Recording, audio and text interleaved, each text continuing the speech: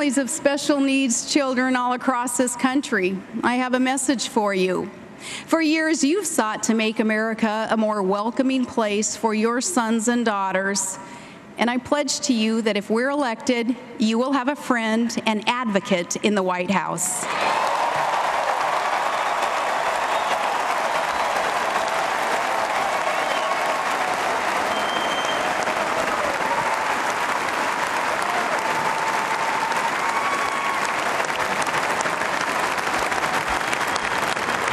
And Todd is a story all by himself. He's a lifelong commercial fisherman and a production operator in the oil fields of Alaska's North Slope, and a proud member of the United Steelworkers Union. And Todd is a world champion snow machine racer.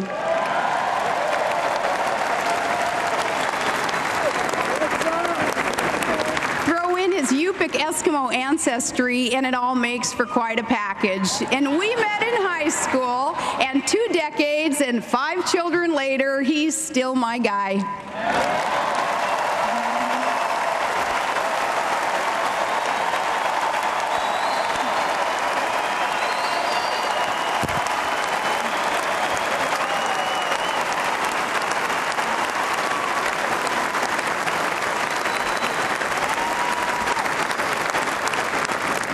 Dad both worked at the elementary school in our small town, and among the many things I owe them is a simple lesson that I've learned, that this is America, and every woman can walk through every door of opportunity, and my parents are here tonight.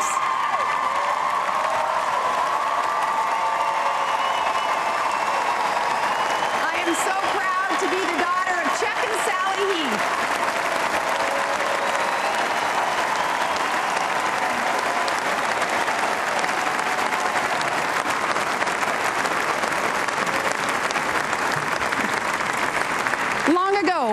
A young farmer and a haberdasher from Missouri, he followed an unlikely path.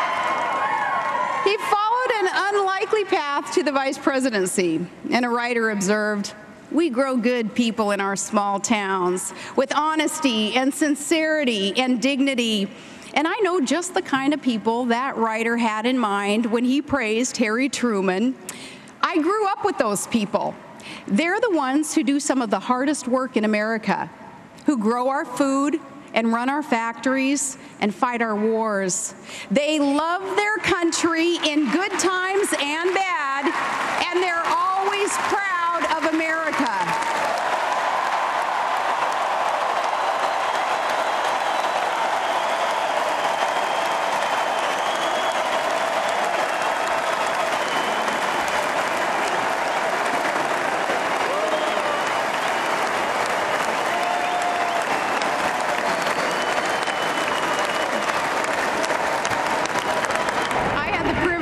Of living most of my life in a small town.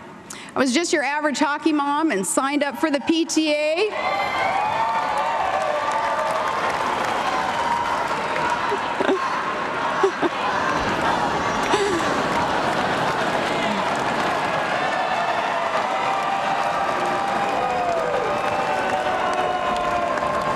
I love those hockey moms. You know, they say the difference between a hockey mom and a pit bull?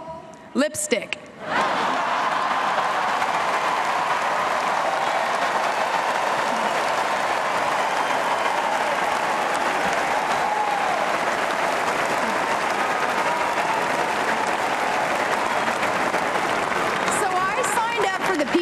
Because I wanted to make my kids' public education even better. And when I ran for city council, I didn't need focus groups and voter profiles because I knew those voters, and I knew their families too. Before I became governor of the great state of Alaska, I was mayor of my hometown. And since our opponents in this presidential election seem to look down on that experience, let me explain to them what the job involves.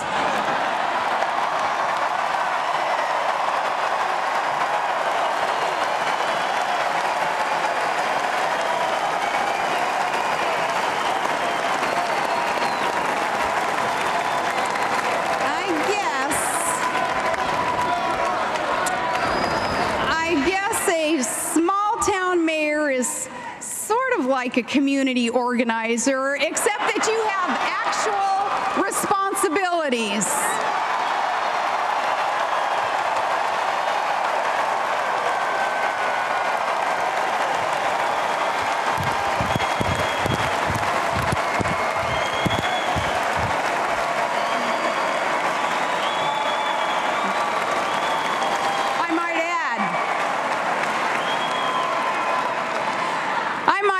In small towns, we don't quite know what to make of a candidate who lavishes praise on working people when they're listening and then talks about how bitterly they cling to their religion and guns when those people aren't listening.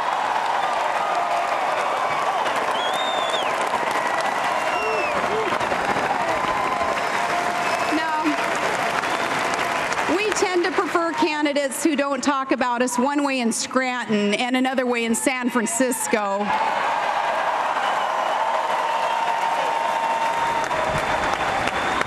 As for my running mate, you can be certain that wherever he goes and whoever is listening, John McCain is the same man.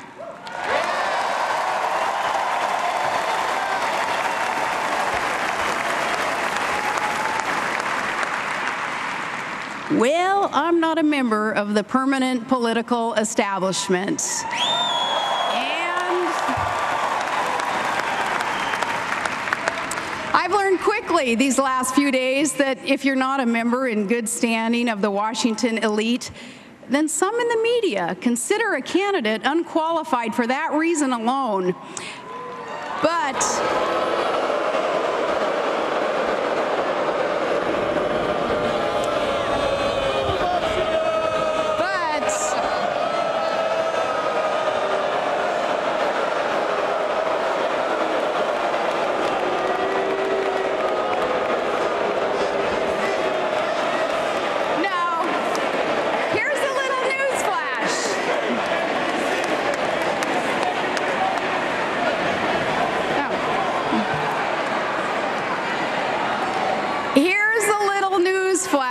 for those reporters and commentators, I'm not going to Washington to seek their good opinion. I'm going to Washington to serve the people of this great country.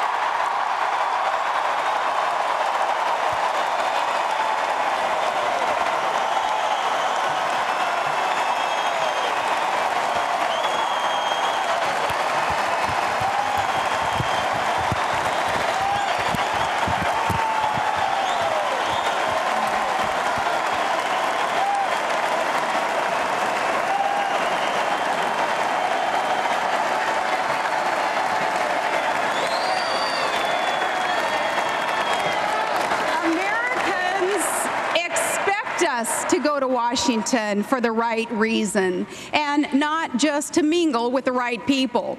Politics isn't just a game of clashing parties and competing interests. The right reason is to challenge the status quo, to serve the common good, and to leave this nation better than we found it.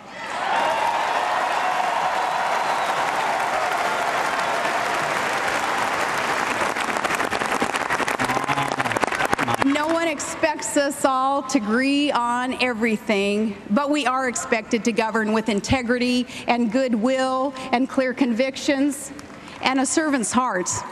And I pledge to all Americans that I will carry myself in this spirit as Vice President of the United States.